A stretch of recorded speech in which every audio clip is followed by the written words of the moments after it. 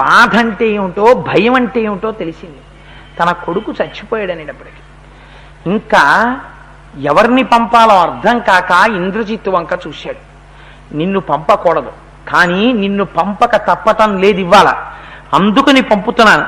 ఇంద్రజిత్ వెళ్ళి చాలా జాగ్రత్తగా వెళ్ళు. లంకాపట్టణం యొక్క భద్రత అంతా ఇవాళ నీ చేతిలో ఉంది.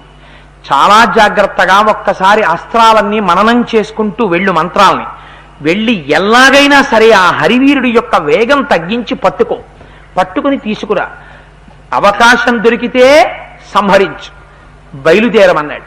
తండ్రికి ప్రదక్షిణం చేసి నమస్కారం చేసి వాడు గొప్ప టక్కుట, బాబోయ్ ఇంద్రజిత్ అంటే సామాన్యుడు కదా, వాడి యుద్ధం అమ్మ నాయనోయ్, వాడి అసాధ్యం కూలిపోనోయ్, రేపటి నుంచి యుద్ధకాండలో వాడి యుద్ధం చూద్దురు కానీ ఇంద్రజిత్ అంటే ఏమిటో అసలు. వాడు వెంటనే లేచాడు. వాడి రథానికి అందరూ గుర్రాలు కట్టుకుంటారు, గాడిదలు కట్టుకుంటారు. వాడేమిటో అవి కట్టుకోడు, పెద్ద పులులు సింహాలు తోడేళ్లు కట్టుకుంటాడు. వాడి రథం మామూలుగా కాదు, యజ్ఞగుండంలోంచి బయటికి వచ్చింది ఆ రథం. అది ఎక్కుతాడు వాడు ఆ రథాన్ని. అందులో గొప్పతనం ఏమిటంటే వాడు కానీ ఆ రథం ఎక్కి యుద్ధానికి వస్తే పొగమంచుతో కప్పేస్తాడు భూమిని అంతటిని. ఎవరికి తన ఎదుటనున్నవాడు కూడా కనపడ్డాడు. భూమి మీద కాకుండా దిక్కులు విదిక్కులు తిరుగుతుంది వాడి రథం, చప్పుడు వినపడదు. ధనస్సు కానీ వింటినారి కానీ వాడి చప్పుడు కానీ రథం చప్పుడు కానీ వినపడదు. అరగంటలో ఒక 60 కోట్ల మందిని కొట్టి వెళ్ళిపోతాడు వాడు. అంత శక్తి సామర్థ్యాలున్నవాడు. వాడు యుద్ధానికి బయలుదేరి వచ్చాడు. హనుమని వాడు చూశాడు, హనుమ ఇంద్రజిత్తుని చూశారు. ఇద్దరు ఒకరికి దొరకకుండా ఒకరు కొట్టుకుంటున్నారట. ఎన్ని బాణాలో ఇంద్రజిత్ వేస్తున్నాడు, ఒక్క బాణం తగలకుండా సూక్ష్మ రూపంలో వాటి మధ్యలోంచి హనుమ తిరుగుతున్నారు. వేశాడు బాణాలు వేశాడు. ఈ హరివీరుణ్ణి వేగం తగ్గిస్తే తప్ప పట్టుకోలేము అసలు. ఈయన వేగం ముందు ఆగిపోవాలి, ఆగిపోతే పట్టుకోగలం అనుకున్నాడు. ఏం చెయ్యాలనుకున్నాడు.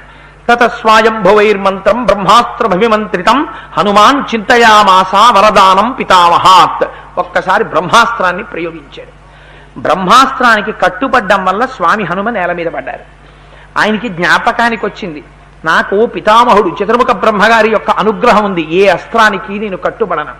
కానీ ఇది బ్రహ్మాస్త్రం, ఇంటి పెద్ద ఆయన పేరు మీద ఉండేటటువంటి అస్త్రం, నేను గౌరవించాలి.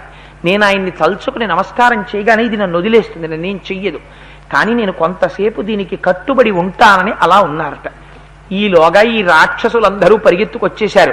సబద్ధస్తేన వల్కేన విముక్తోస్తేన వీర్యవాన్ అస్త్రబద్ధస్య చాన్యంహి నబంధం అనువర్తతే. గబగబా కనబడ్డ నార, తాళ్ళు, తప్పెట్లు, గుడ్డ ముక్కలు అన్ని పట్టుకొచ్చి మళ్లీ దొరకడేమో అని గబగబా ఆయన చేతులు కాళ్ళు అన్ని కట్టేస్తున్నారు, ఏలుగుని గడ్డిపోతలతో కట్టేసినట్టు. కట్టేస్తూ ఉంటే ఆయన అనుకున్నారట, అస్త్రేణాభిహి బద్ధస్య భయం మమ జాయతే. బహుశః నన్ను పితామహ మహేంద్రాభ్యాం రక్షితస్య అని లేనచ, నన్ను బ్రహ్మాస్త్రానికి నేను కట్టుబడినా నాకు భయం వెయ్యట్లేదు. అవునులే, ఆనాడు సముద్రంలో మైనాకుడే లేచొచ్చాడు రామకార్యం అంటే. నన్ను బ్రహ్మగారు రక్షిస్తున్నారు, ఇంద్రుడు రక్షిస్తున్నాడు, అగ్నిహోత్రుడు రక్షిస్తున్నాడు, నా తండ్రి వాయుదేవుడు రక్షిస్తున్నాడు, అందుకని నాకేం భయం లేదనుకున్నారు. వీళ్ళు తాళ్ళు తప్పెట్లు తెచ్చి ఆయన్ని కట్టేశారు. కట్టేసి కర్రలు పెట్టి కొడుతున్నారు. ఆయన కొడుతుంటే ఆయన అనుకున్నారు, ఎలాగో దుర్మార్గుడు రావణుడితో మాట్లాడాలనుకున్నాను కదా, ఎంతసేపు చంపుతాను ఇలా వీళ్ళని, అందుకని ఒకసారి రావణుణ్ణి చూద్దాం అనుకున్నారట. కానీ రావణాసురు ఇక్కడ ఇంద్రజిత్ అనుకున్నట్ట, అహో మహత్కర్మ కృతం నిరర్ధకం నరాక్షసైర్ మంత్రగతిర్విమృష్ట పునశ్చ నాస్తే విహతే శ్రమణ్య ప్రవర్తితాం సంశయతాత్మ సర్వే. ఈ రాక్షసులు బుద్ధిహీనులు. బ్రహ్మాస్త్రంతో నేను కడితే వీళ్ళెళ్ళి జనపనాలతో తాళ్లతో కట్టారు. బ్రహ్మాస్త్రానికి ఒక గౌరవం ఉంటుంది, వేరొక దానితో కడితే బ్రహ్మాస్త్రం వదిలేస్తుంది, అందుకని వదిలేసింది బ్రహ్మాస్త్రం. ఒకసారి బ్రహ్మాస్త్రం వేసినటువంటి వ్యక్తి మీద ఇంకా ధనుర్వేదంలో ఉన్న ఏ అస్త్రం మళ్ళీ సూర్యోదయం అయ్యే వరకు పనిచేయదు. అందుకని లంకంతా ప్రమాదంలో పడిపోయింది. ఇప్పుడు ఈ హరివీరుడు తలుచుకుంటే ఏమైనా చేసేస్తాడు. ఎంత ప్రమాదం వచ్చిందిరా వీళ్ళకి తెలియట్లేదని వాడు అనుకున్నాడు. తెలియక అస్త్రమే పట్టుకుందనుకుంటున్నాడు, కట్టేశారు కదా అని వాడు సంతోషపడిపోయాడు.